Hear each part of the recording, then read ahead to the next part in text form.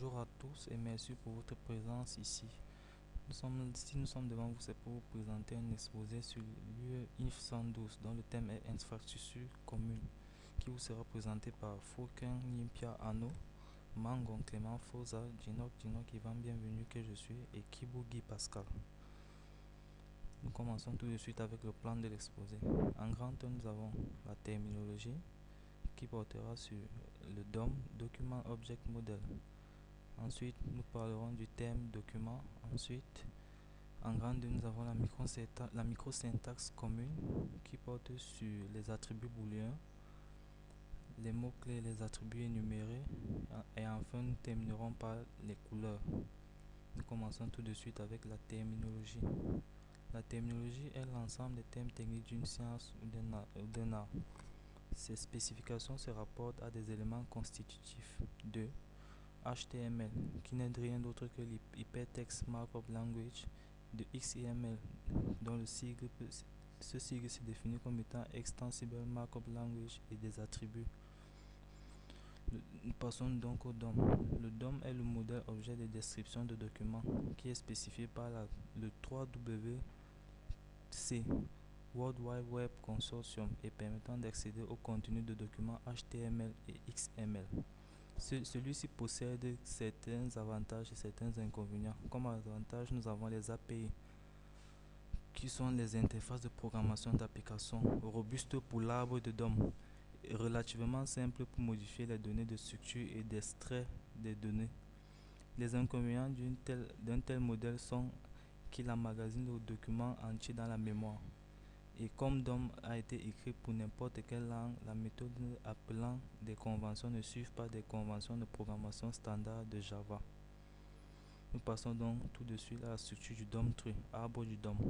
Nous avons comme en racine le document, ensuite fils gauche, type de document, fils droit, les éléments. Ensuite, nous avons les éléments, encore les attributs, un autre attribut et le texte. Ensuite, à la quatrième couche, nous avons les commentaires, les textes et un autre texte. Cinquième couche, nous avons un texte, un élément, les attributs et les références entités. Et en dernière couche, nous avons les textes. Nous passons aux applications du DOM tree, qui sont la recherche des nœuds, la lecture de l'information des nœuds et la mise à jour du contenu des nœuds. Ensuite, nous passons au thème document, qui vous sera présenté par Fouquin Ano. Ok, bon, nous allons continuer ici avec le thème document. Ici, le thème document, on emploie ce thème donc pour se rapporter à n'importe quel utilisateur de HTML, comme on l'a dit tantôt en haut, Hypertext Markup Language.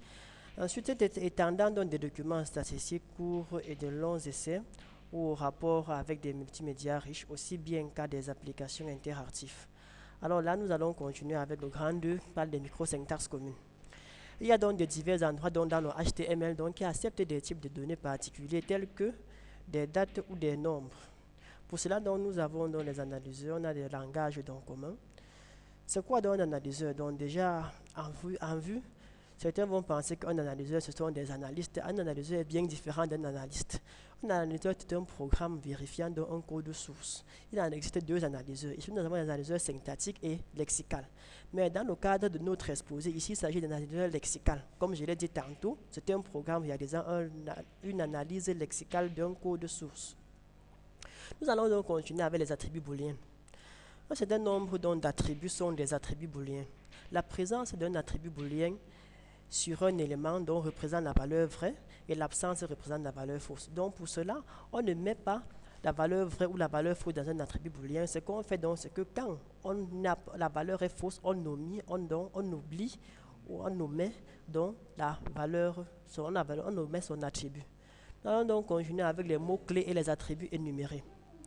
Les attributs énumérés sont définis comme étant un ensemble fini de mots-clés.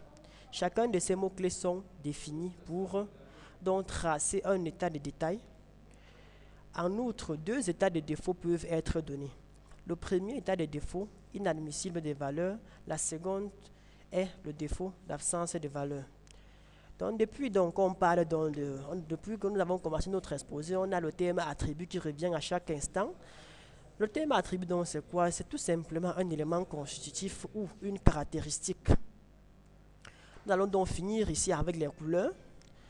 Généralement, dans le HTML, beaucoup de personnes sont amenées à designer leur site web. Et pour cela, il y a donc un ensemble de couleurs ou un ensemble de structures dans lequel on peut entrelacer des éléments pour pouvoir avoir des couleurs spécifiques. Alors ici, nous avons donc, pour cela, donc, une couleur simple dont se compose de 3 nombres de 8 bits dans la gamme allant de 0 à 255. Donc, représentant dans les composants, on a d'abord les composants rouge, vert et bleu de la couleur respectivement. Alors, on a une chaîne valide a une couleur simple, valide si elle a exactement 7 caractères. Ça veut donc dire quoi? Le premier caractère est un dièse U plus 200 plus 0023 et les 6 caractères restants sont tous des chiffres hexadécimaux d'ASCII. Nous allons donc ici présenter donc la caractéristique et la constitution de ces différentes couleurs dans le langage HTML. Les 2 premiers chiffres représentent le composant rouge. Ensuite, les 2 chiffres moyens représentent le composant vert et les 2 derniers chiffres représentent le composant bleu dans l'hexadécimal. Alors, quelqu'un va se demander comment est-ce qu'on utilise cette structure dans le HTML. Pour utiliser, c'est très simple. On peut utiliser ça dans le CSS ou dans le HTML directement. En mettant juste simple, il y a une balise qui s'appelle URL et ensuite vous mettez vos parenthèses et vous mettez les codes et vous mettez vos différentes chiffres qui vont représenter les couleurs. À noter bien qu'on a dit que ces chiffres vont de 0 à 255. Ok, ensuite nous avons donné notre bibliographie. On a utilisé le site du 0. Ensuite, on a utilisé le site du core web programming.com. Ensuite, nous avons utilisé le fameux site du www.consortium.com. Et ensuite, nous avons utilisé un site web où nous avons eu le lien de ce site ici. Ensuite, bon, donc merci pour votre attention.